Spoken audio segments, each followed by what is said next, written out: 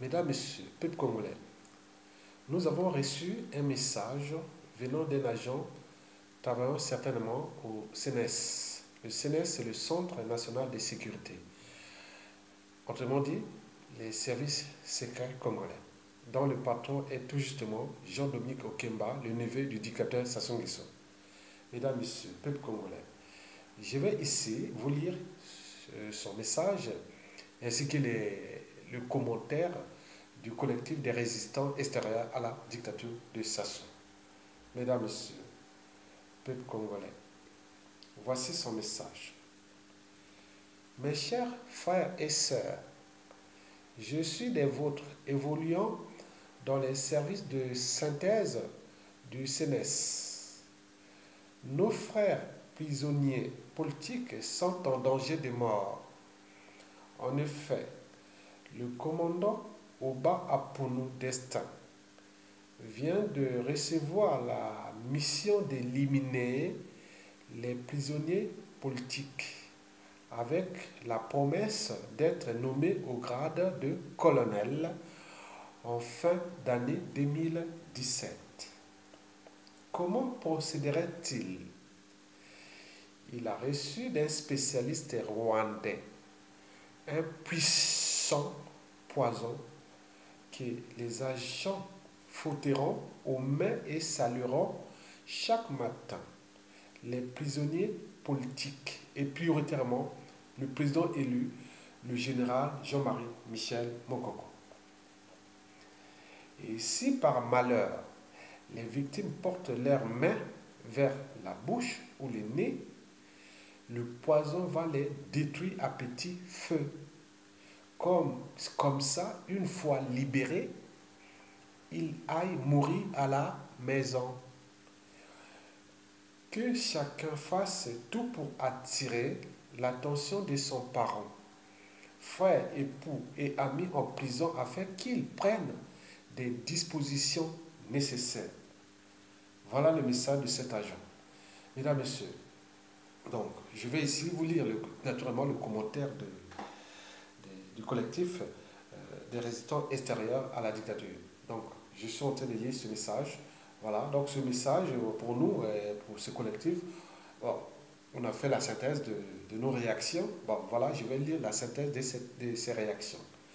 Donc, voici la réaction du collectif des résistants extérieurs à la dictature.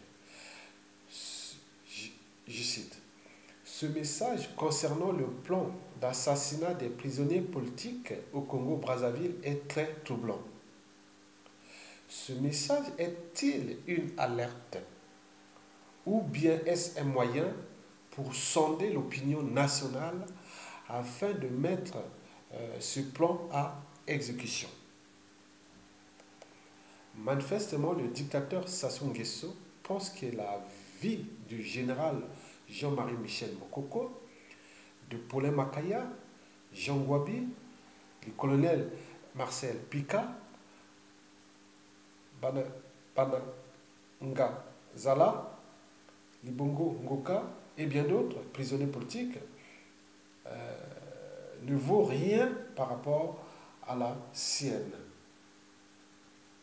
Sassou Nguesso veut à tout prix les tuer avant de laisser le pouvoir à son fils comme une vulgaire parcelle de famille.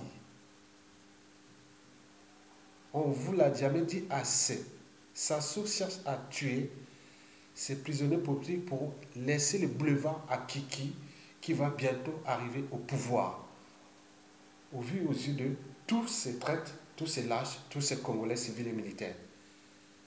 Mesdames, Messieurs, en établissant ces plans de tuerie des prisonniers politiques, les dictateurs Denis Sassou Nguesso ne se préoccupent-ils pas des conséquences que pourraient avoir ces actions de tuerie dans l'espace et le temps? Nous disons qu'elles risquent d'être dévastatrices dans l'espace et le temps, tant pour sa tribu Mboshi que pour le Congo tout entier. Et n'oublions pas ses enfants et son clan au pouvoir. Connaissons l'Afrique où la responsabilité, parfois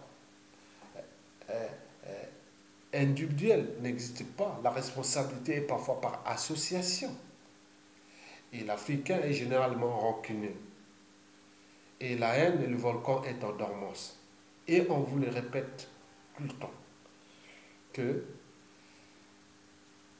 ce que Sassou Nguesso a fait à tous ces prisonniers politiques qui sont dans chaque tribu du Congo.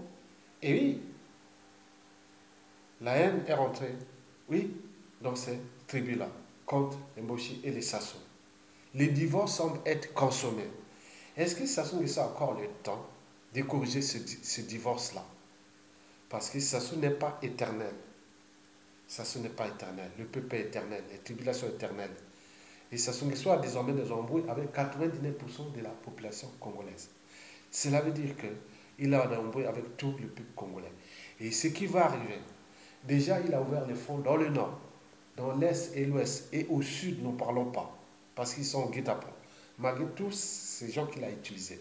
Est-ce que le clan Sassou Nguesso se rend compte du danger qui guette votre clan dans l'espace et le temps? Mesdames, Messieurs, les résistants extérieurs à la dictature prennent cette information au sérieux et alertent l'opinion nationale et internationale sur les agissements du clan Toyo qui ne vont pas dans le sens d'apaisement du climat national. Le comportement du commandant Oba Apounou nous laisse perplexes. Oui, le comportement du commandant Oba Apounou nous laisse perplexes. Vouloir se servir des prisonniers politiques comme une marche d'escalier pour arracher un grade supérieur nous laisse sans voix. Il y a là un problème d'éthique militaire au sein des forces armées congolaises mises à mal par le dictateur Denis Sassou Nguesso. Fête en France, 27 juillet 2017, le collectif des résistants extérieurs à la dictature. Mesdames, Messieurs, donc vous venez comprendre que quand un nègre, le type Sassou Nguesso, hein, il est liberticide, antisocial et surtout criminogène. Et quand un nègre comme Denis Sassou Nguesso défend stupidement les intérêts de son maître, on voit les dégâts. Oui, la vie des Noirs n'a plus de sens. Donc nous pouvons créer chaque fois que les Blancs ou les autres races nous attaquent, nous insultent ou font des bavures autres. Non, regardez ce qui se passe déjà à l'échelle africaine, à l'échelle congolaise. Oui, et si Jean-Marie Le Pen avait raison sur l'égalité des races, et si Nicolas Sarkozy avait aussi raison sur l'Africain n'est pas encore rentré dans l'histoire humaine. Mais sinon, comment cela s'est fait que depuis l'esclavage, en passant par le colonialisme, et aujourd'hui nous-mêmes, les néocolonialistes qui ont entretenu par nous-mêmes, et avec à la clé des génocides, des crises humanitaires et des assassinats. Vous vous rendez compte? Est-ce que nous avons un problème? Est-ce que nous sommes prédisposés, programmés à obéir aux autres et à détruire les nôtres? Et sinon, pourquoi on est toujours dans la récurrence des mêmes erreurs, des mêmes horreurs et des mêmes crises? Bien entendu, Emmanuel Macron a dit dernièrement que l'Africain n'est pas encore civilisé. Il faut le civiliser, bien sûr, il a raison. Parce que, oui, il y a une grande partie des Africains qui résistent encore à l'idée même de l'évolution. Ils sont encore au stade de la sélection naturelle. On ne peut parler de quelqu'un d'humain ou de civilisé que pour un être qui s'est affranchi du déterminisme naturel.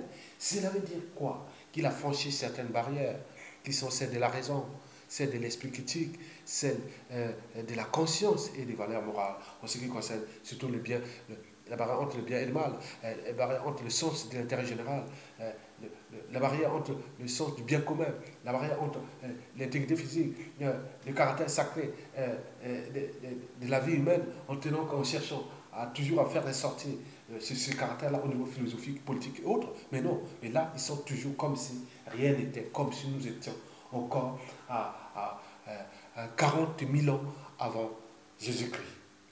Vous l'aurez compris, l'Afrique va encore étonner le monde à cette échelle-là. Mesdames et messieurs, il s'agit d'un message d'alerte parce que ce message est fiable. Et donc, merci pour ces patriotes qui travaillent au niveau du CNES, au niveau des services de synthèse. Et merci et à bientôt.